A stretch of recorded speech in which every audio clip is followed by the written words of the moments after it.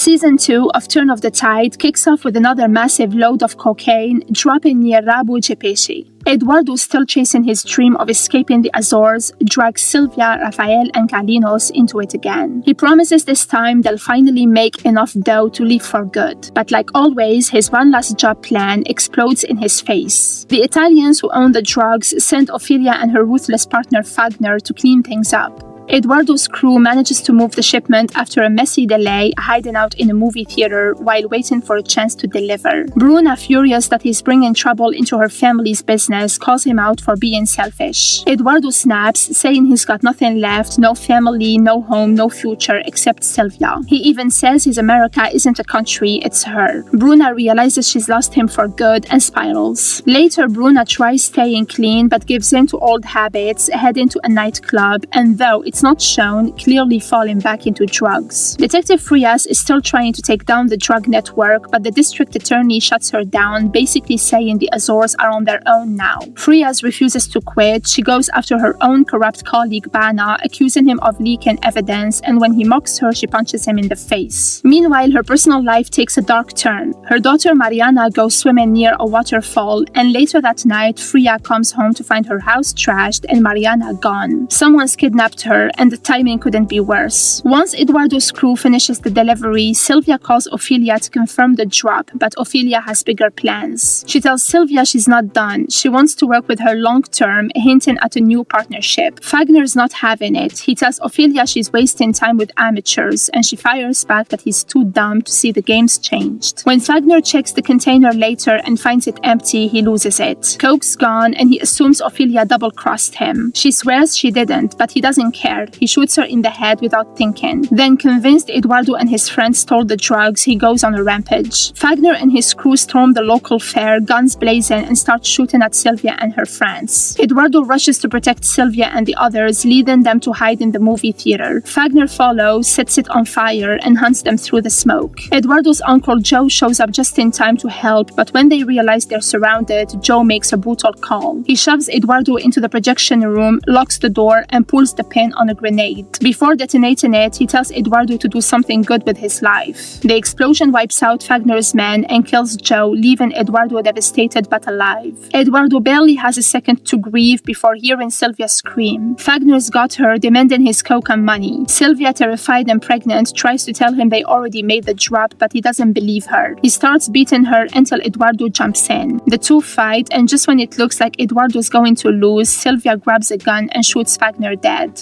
Cops arrive seconds later. Eduardo, trying to protect Sylvia, takes the gun from her, but she hesitates to let go. When he finally does, the police burst in and arrest him, assuming he pulled the trigger. It turns out Commander Moniz isn't just a rich businessman, he's the mastermind behind the entire operation. He had insiders feeding him info from Ophelia and Fagner's network, and he's the one who actually stole the drugs. Years later, Eduardo finally walks out of prison. Sylvia's waiting for him outside with her son, who's about 3 now. When Sylvia asks what he wants to do first, Eduardo says he wants revenge. Turn of the Tide ends with every dream burned to ash. Eduardo lost his uncle, his freedom, and most of his soul trying to escape poverty, only to realize the real power lies in the corruption that runs the island. Now he's free, but not to live. He's free to settle the score.